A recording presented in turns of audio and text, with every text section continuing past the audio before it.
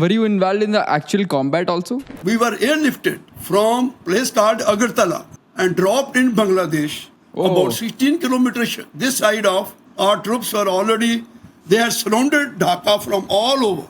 Nowadays, warfare is a lot different. I mean, can we say that during that time, the overall damage on both the sides was higher? The war was fought different manner. It was fought close quarter battles. We had to cross the border line. We had to cross the international border to attack their target. So there was no long range attacks like they happen in today's time. No, that time we had no such facility. There were no missile system. There were no long range missiles. Is there any one thing that you could have, you think that you could have done differently? Not really. I retired 31 years ago, but the brand on me is still of a soldier. I was soldier that time, I am soldier today. Welcome to another episode of Uncharted. My name is Sanidhya Khajuria. Our today's guest is retired Colonel Vias Das Sharma. He is one of those war veterans who fought in 1965 and 1971 Indo-Pakistan wars. उन्होंने अपना combat experience share किया during those times, ranging from incidents like how he was airlifted from Indian territory into Dhaka, जहां पर wars were being fought. किस तरह से उस समय Indian soldiers had to march in the enemy territory to gain control of the region that was under combat. Apart from war, हमने ये जानने की भी कोशिश की कि how is hierarchy and what are all these divisions that are there in the Indian Army. Colonel was a part of Infantry Division and he was also a part of other regiments throughout the country. हमने उस बारे में भी बात की. I really feel you will be able to get a army veteran's perspective from this conversation कि किस तरह से उस समय की wars were so different than what we see in today's day and age. क्या होते हैं war के consequences? क्या होते थे उस समय war के consequences? I really feel you'll be able to get a perspective on that. Also, before we begin, we also release episodes on Spotify. आप हमें वहाँ भी stream कर सकते हैं. The episode with Colonel Vias begins in 3, 2, 1. Thank you so much, Colonel Vias, for taking out time. It's really a pleasure to have you. Firstly, I would like to thank you for calling me on your podcast. It's been my pleasure, and greater pleasure is to share my experience of army with you, so that I hope through this interview it will go to the youngsters of the country, which will motivate them to join the army later.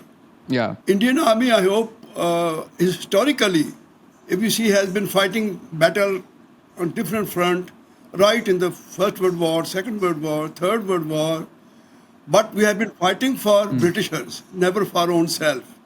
It is only after 1948 when Indian Army fought for itself, for our own country. Our army is, you know very well, today is one of the wonderful army of the world. The number-wise, we are fourth in the number. It has proved in the last 3-4 battles, that is 1948, 1962, 65, 1971, and now Operation Sandhur. We have been fighting, and all along have been fighting. Unlike China, they have a lot of psychological threat, but they have never seen the war. While Indian Army has been fighting the war over a period of time. I was in the Indian Army in 1965. That time I was also in Eastern Theatre. We were that time also planning to attack on two fronts, because Eastern Theatre that time was East Pakistan, and Western side is this side. That's the Punjab and Rajasthan. But on September 16, 1965, China diverted the Indian Army by causing a factitious threat to us, whereby the Indian Army had to take a turn and move to the high altitude areas. What do you mean by diverted? Like we were facing East Pakistan, and China told us to remove all the undesirable infrastructure which we had deployed, there was nothing actually of that nature. You know, in 1962 we had nothing much to plant there, but they wanted basically to remove the pressure from the Pakistan army. Okay. That was the intention of China, and they succeeded in that. So we approximately about 2-3 divisions and plus other troops had to overnight take about turn. Instead of facing East Pakistan, we were facing China. Okay. During that time, you were you were a part of the division. Well, I was part of a division, yes, but number of division I cannot give you. But it was deployed and deployed, Yeah, and yeah, later on that's kept on deployed. Never fought with China thereafter. Neither they did anything nor we did, but China was successful in keeping us tied down there on that front, and okay. we could not come to East Pakistan to settle this part of the border, created the problem for us. Then comes 1971 war. I was on the day of surrender ceremony, I was in Dhaka myself. I have gone through the complete battle, starting from 3rd December, when then Prime Minister Indira Gandhi declared at the middle of the night that India is at war with Pakistan. Because Pakistan at that time had raided about 10 to 11 air bases of India. Okay. Like we did. Raided as in like the airplane bombings. Okay. And they could not cause much of damage because that time the war was different. It was fought close quarter battles. Whether it was Air Force, we had to cross the border line, we had to cross the international border to attack their target.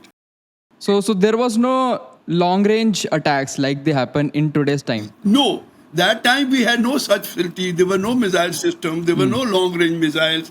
Now we have done an Operation Sandur. Sitting this side of the border, we have destroyed all their bases without crossing the international border. So how much strategic and tactical things go into things like that? Like when you have to cross the border and attack in the armies, their camps and all. So what kind of strategic things go into that? Whatever you can share. Yeah. This is a good question. This is a new concept of war which we have perhaps learned from Ukraine and Russia. And the concept is soften up the target on the enemy side. Like on the night 10th of May, we destroyed or damaged their 11 air bases. And those air bases were not fit for use later on.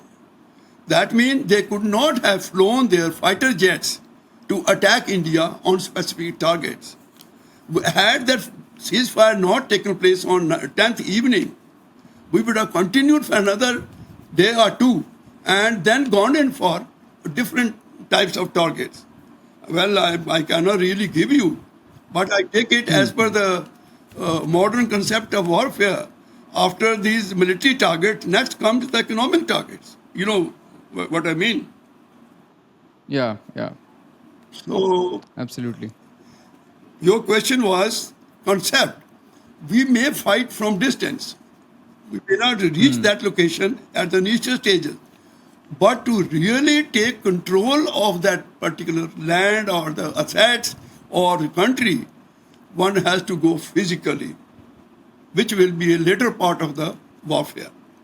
You have seen Russia and Ukraine war. Russia was very successful in bombing and pounding Ukraine, destroyed everything, but they could not take control of their land. For that, they had to get the army reorganized, borrow troops from North Korea, borrow troops from other countries, friendly countries, and put it on the ground. Which I think, so far India is concerned, we have enough resources. We don't have to borrow from anywhere. But why are I assume why exactly is bombing not enough to take control of land like you mentioned? Bombing will only, like I said, will soften up the target of those 11 airfield. Agree they are not fit. But can we go and send our troops there? Can I go there? No. To take physical occupation of that captured land or defeated land, finally army will have to go and take control. Yeah. And that is the ground troops, infantry, armored. And how much combat you were personally involved in? Like you mentioned, you were part of the 65 and 71 wars. Yes. Were you involved in the actual combat also? Yes. Like I was in a brigade, RT brigade headquarters, part of a division in the eastern sector. And we were airlifted from place called Agartala and dropped in Bangladesh, about 16 kilometers this side of And when the ceasefire was announced by Field Marshal Manik Shah, that was our troops were already, they had surrounded Dhaka from all over. And they had agreed to sign the surrender. On 16th evening, when the surrender ceremony was to be performed, I was there very much as part of the brigade headquarters, but not on the platform because I was not that senior. I had just 6 years service that time, 7 years service. There only the generals and above could perhaps climb up. But when General Jagjit Singh Arora, Commander Eastern Command, and General Niazi, they signed, I was very much one of the down at the stage level.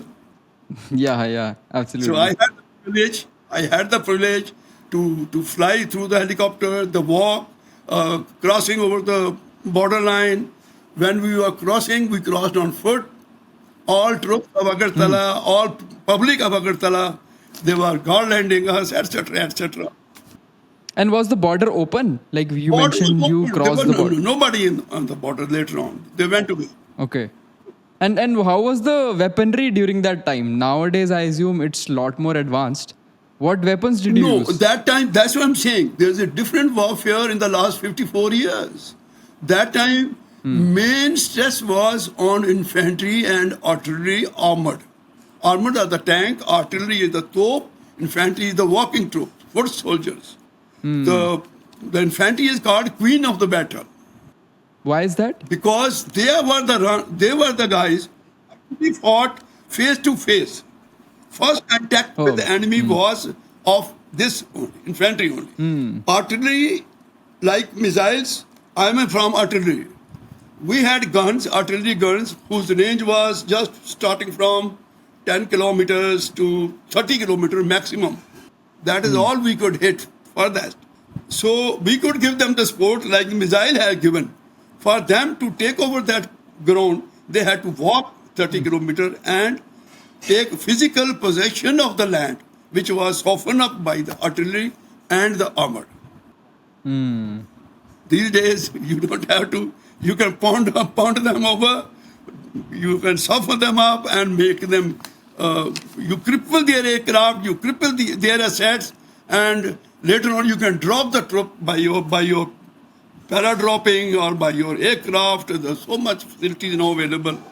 So there is a difference in the warfare of those days and today. Yeah. So essentially you are saying that nowadays warfare is a lot different. Yes. It's more tactical and with long range missiles. Yes. I mean, can we say that during that time the overall damage on both the sides was higher? Yes. Like whoever was involved in combat. That time to go over to Lahore or to cross, there is a thing called DCB, Ditch Come One, Ichogil Canal. You must have heard somewhere. It was so difficult to go because there were obstacles. Natural obstacle convert into artificial obstacles. Even 1 foot advance or 1 meter advance was a task by itself. And what kind of terrain was there? So far, the East Pakistan is concerned, it was mostly the marshy. The paddy crop had just finished that time. You know, in Bangladesh is all rivers like Meghna and all that. There are a number of rivers. Actually, it is all network of rivers there. There are a lot of water, there are a lot of obstacles, and the normal procedure of public also to travel place A to B is through the boats, big boats. Same, we also followed. Yeah, like you mentioned, there was you were involved in combat Yes. and things like Yes. that. What was the kind of morale of the army? You would be instructed to go to some area where combat is happening. Like how did the army prepare? What was the kind of morale you had with your partners, buddies? Morale was very high because, like I told you earlier on, we have been reading military history right from our first day to clear our promotion examinations. And we knew what Indian Army has been doing.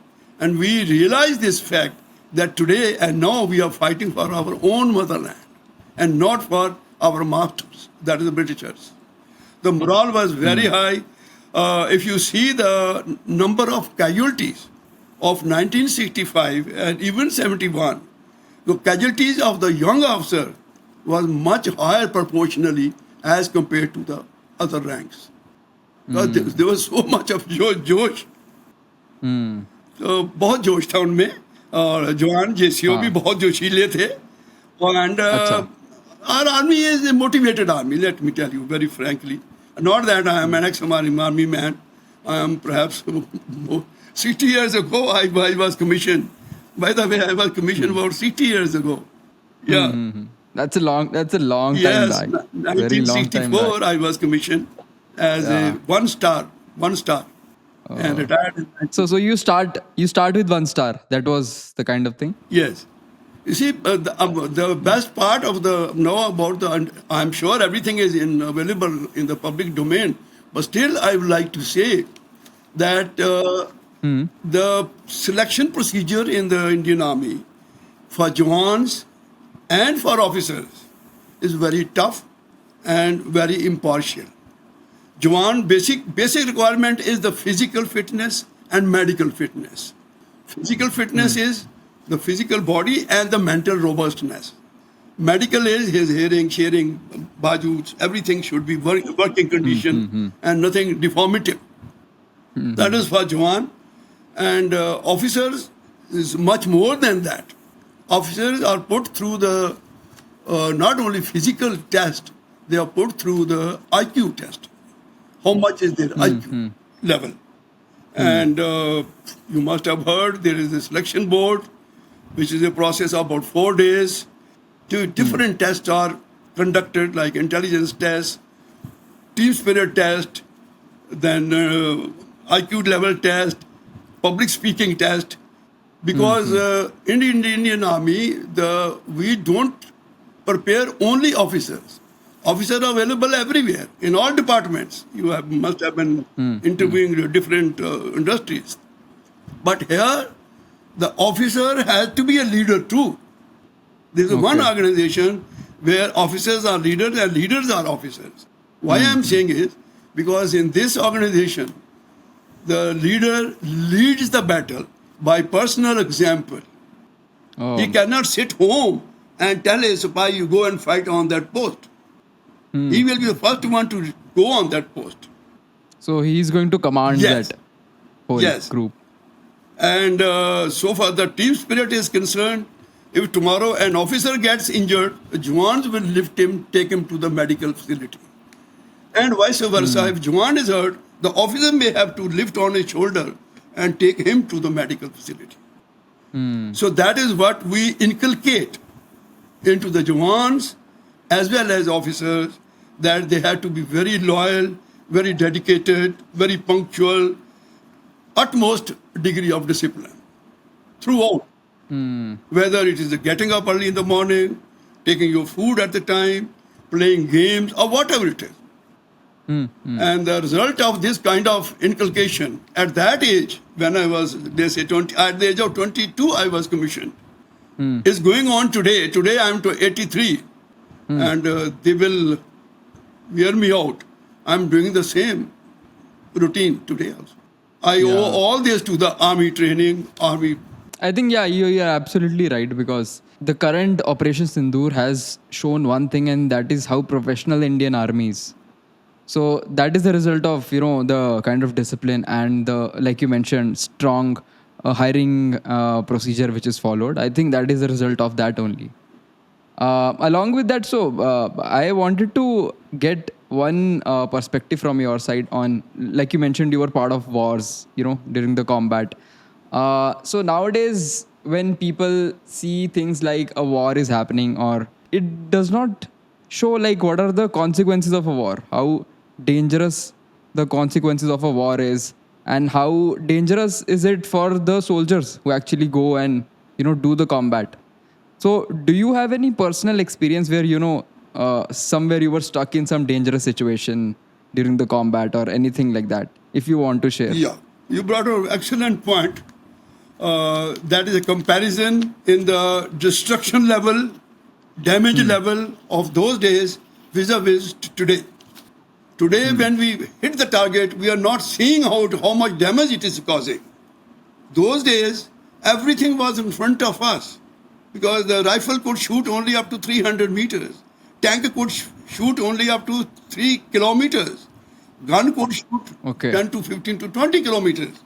We could watch with our binoculars. And Okay. the armament, variety of equipment which we have made now is so destructive. Like you said, consequences will be seen later, perhaps maybe next generation. I don't want to say what happened there. You know everything. You have been hearing those press briefing by the defense forces. The correspondents try to extract something from them. They could not do Yeah. it. And now I will do it.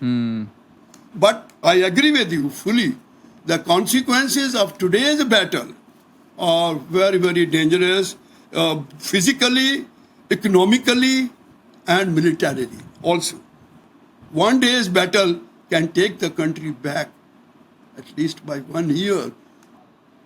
This is my feeling, personal feeling.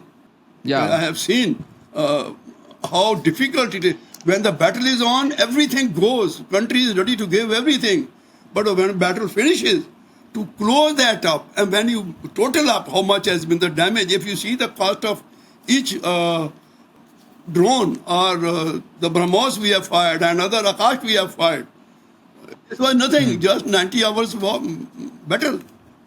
And from drone, I remember to one point that I would like to share with you that the public of Jammu, they have been fortunate, and I should say historically also they have been facing these hostilities from Pakistan from 1948, 1962, 1965, 1971, and this. But the public of Jammu, I would say, they have faced it very boldly. They were not scared, and those 3 nights we could not sleep. They were firing at the middle of the night. They were firing in the early morning at 4 o'clock and things like that. Yeah. Because this is a frontier state.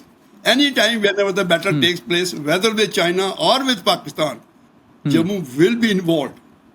Western Front, Rajasthan and Punjab may or may not be. With China, I'm talking. But so we are concerned, whether it is with Pakistan or with China, Jammu will always be. So Jammuites are the battle soldiers. Yeah, that's absolutely correct. Yeah, I was just saying, you mentioned that you were part of Infantry Division. Was that after the wars, like become a part of it? Yes. Well, what happened? The surrender ceremony took place on 16th December 1971. Later on, like I just said in my interview, that when the battle is on, everything is done at the topmost speed, top gear. But when the battle stops, then the speed goes down. We were there in Dhaka till March 1972. And we were same part of that. We came back to our locations, peacetime locations, somewhere in March 1972. Okay. 6 months it took us to come back. We had to wind up. So I was part of that only. And finally I left that formation in 1972 July because I was selected for a 1-year course at School of Artillery. That is our departmental training course of 1 year. So I went there. I was posted out of that area. Yeah. Thereafter carried on at different places, different posters in army. You see a lot of places, they change you after every 2 to 3 years. And that is why they say that the youngsters like to travel. And those youngsters who like to see the world, travel around, for them, army is the best organization. Without paying a penny extra, you see the entire country. So what kind of experiences do you get? Like apart from, serving your nation, like you mentioned? Army taught me how to administer things, how to organize, whether it is a party, private party, or is a marriage. Because anything, if I have to now go from my house to somewhere for the party, I will start jotting down the points. What time should I get ready? What time should I dress up? What time should I call for the car and then go to the party? How much the traveling time? So planning is the first thing we picked up from the army. Second is how to organize that. And last but not the least is the discipline. Whatever we do, like I said in the beginning of my interview, whatever I was doing at the age of 24, 25, I am doing at the age of 83. It is all because of inculcation into my blood. It has become a second nature of my body.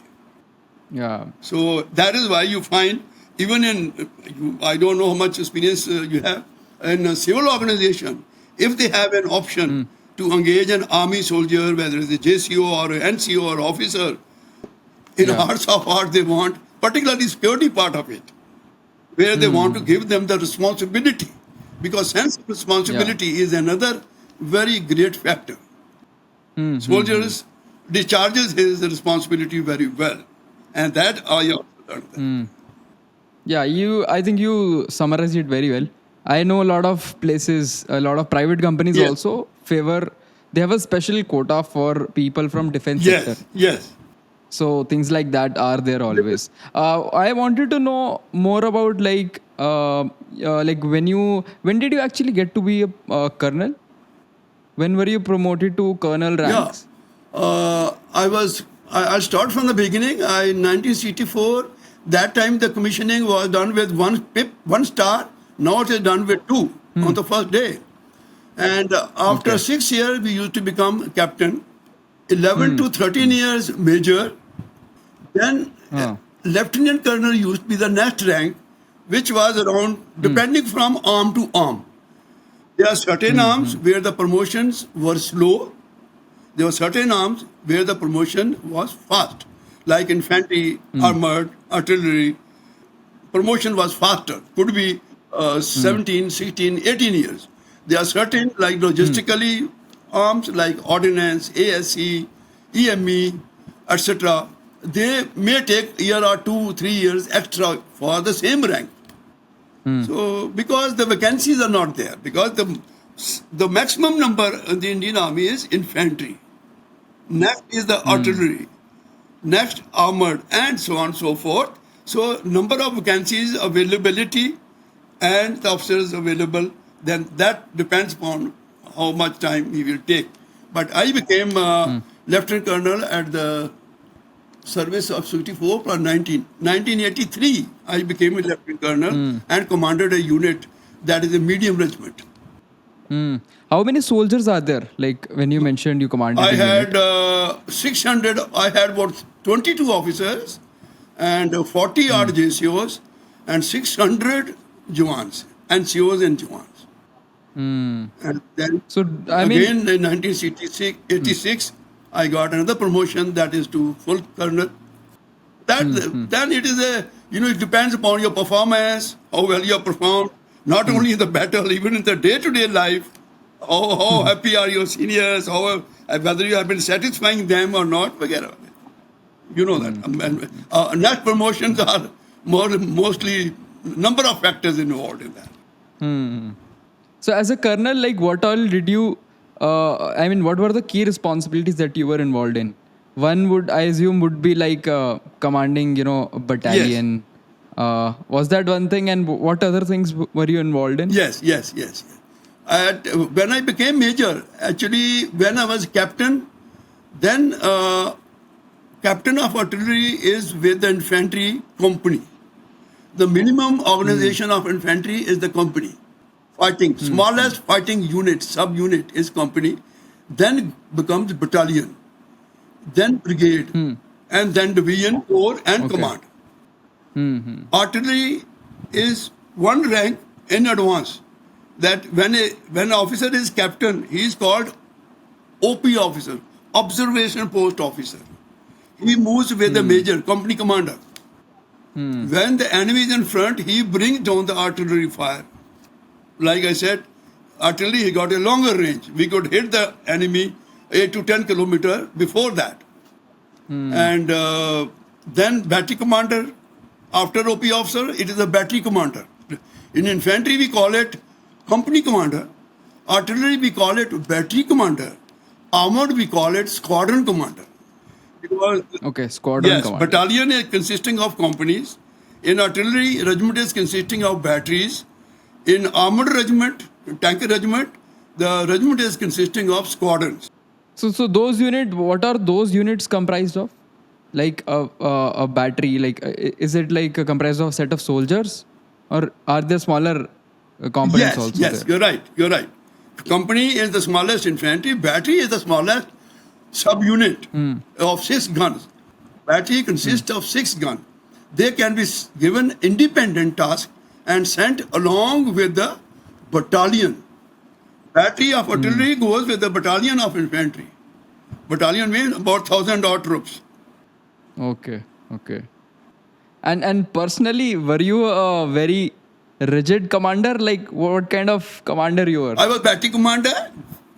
Firstly, I was OP officer in 1965. I was OP officer to bring down the artillery fire onto the enemy bunkers, enemy target, wherever the objectives were. Later on, when I Okay. became major, then I was battery commander. I was commanding the artillery battery. Artillery battery is consisting of 6 officers, about 10 JCOs, 140 Jawaan, 6 guns. Yes. Then became colonel, lieutenant colonel, full colonel. Then the whole battalion was under me. And of course, and as a colonel, then my interaction was with the brigadier of infantry. One step higher. Yeah. Captain Right, of artillery, major of infantry. Major of artillery, colonel of infantry. Colonel of artillery, So as a colonel, like you mentioned, you handle a set of around 1,000 odd Yes. troops, I would assume. So is that for a particular? I mean, they are part of divisions and regiments, but is it like geographically also you were part of area of India? Was it? Was it in Jammu? in the earlier days, Indian Army was constituted by the Britishers based on the regions and caste and these factors like Dogra Regiment, Punjab Regiment, Madras Regiment, etc., etc. But after 1971, this concept was changed and we started raising the new units, mixed unit. No region, no Dogra regiment, nothing. People from all over all over the India and all walks of life joined depending upon their ability. Oh, okay. So since then we have done with this practice of pure. There are some units still existing. Dogras are still existing because it had advantages, had disadvantages. Advantage is that you can raise the spirit. Disadvantage is you must have heard in what happened in 1984 after Indira Gandhi's assassination. So that is a disadvantage too. So then we realized no. And then it should be national spirit which should matter. After all, the different regions have to be integrated to make Yeah. it a grand nation. So we learned from experience, and finally now we are all doing mixed regiments, no region wise, no religion wise. Were there any kind of specific training programs that were continuously happening? And do you, as a colonel, used to lead those training and practice sessions for the soldiers? Training of soldiers and officers is a continuous process. Even it starts from at the level of NCOs. NCO is non-commissioned officers who have 3 stripes on his arm, and this is JCO, junior commissioned officers, who have star on their shoulders. Okay. And for all ranks, like I told you, I was posted as instructor in School of Artillery for a while after doing a specific course. Similarly, the JCOs are posted there. Even NCOs are posted there. Those who do well, they are good guys and they have picked up the profession very well. We pick them up, send them to train other people. So the training of soldiers, JCOs, NCOs, officers is a continuous process. So much so you will be surprised to hear even Major General have to do a training, do a course at Delhi called National Defense College.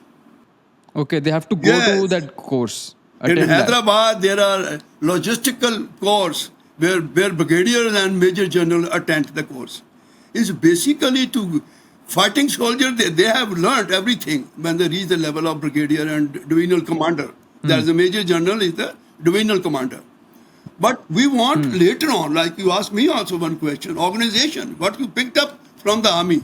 I said organization and planning. These courses are basically meant for that.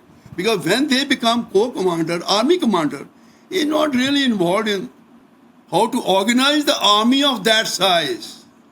And that is those courses. They are in Sikandrabad or National Defense College. It is for every level. There are training specifically for becoming company commander to battalion commander to brigade commander to divisional commander, and it continues. It's a never-ending process. I agree. What are the key differences like in operating as a soldier versus operating as a higher rank officer? The lower rank is execution part, physical execution. Higher rank is the planning, how to make a plan. I'll tell you, suppose there is an objective given to me as a battalion commander. That is your objective. Please capture that. Here are 500 Jawans with you. I'll make a plan. I will work out possible options with me. Should I go from left? Should I go from right? If both these fail, then from where do I go? What do I do? That is what the officer's job is. To work out the contingency plans. Firstly, work on the alternatives, options available. And then, should the options fail you, then what should be the contingency plans? That is what the difference is. Between officer and soldier, there is a great difference. They are the soldiers. Like in chess, you have got a number of soldiers, you sacrifice and then play this. But once your bishop or your queen or your king goes, whole game is over. So you're saying each one has his own role to play in the army, and there are differences in the kind of skills that they have to show. If you see, the selection process is so difficult for officers. I won't know whether you got any this thing. There are certain private companies. I'm told, I have no personal experience. There are certain private companies look for those guys who have cleared the SSB interview but could not become the officer because of different reasons. They take them away because they know the process Army follows through the Service Selection Board is very scientific and very genuine. Any guy cleared by that selection process, that means he's okay. You can trust on him. You can employ in your company. That saves your money. It is for you. Yeah. Tomorrow when you become a MD or CEO of a company and you find a guy, he was selected by SSB but could not become an officer, you can take him blindly. He will not let you down. Sure. Now I will do that, now that you have said it. I also wanted to know, like, your experience after your retirement. Like, how has your life changed? Do you miss those old days when you were in the army and you used to go, for operations, things like that? Yes. Like I said, I retired about 30 years ago. That time first was to marry my sons. That was organized. I did a bit of post-retirement job also. In Jammu, we have got a Jammu club. And I had worked there as an administrator. There was a vacancy. They wanted some army officer to be appointed there as administrator. So people had come from Delhi, hotel management and all that. Those who are very, very senior, 5-star hotel chap. The moment I went, they found he's an army colonel. Without, like I just told you 10 minutes back. They just see me that I was colonel in the army. I had no experience of these clubs and all that. Army clubs are different types of clubs. But they selected me. On what basis? They would know better. I don't. So that I job did for a while. Then I retired. Then I had been visiting Canada because my son had gone to Canada, settled down there. Kept on coming and going. Now for the last about, because my wife expired in 2020. So I have been alone staying in this. This is my house where I am sitting. Yeah. Okay.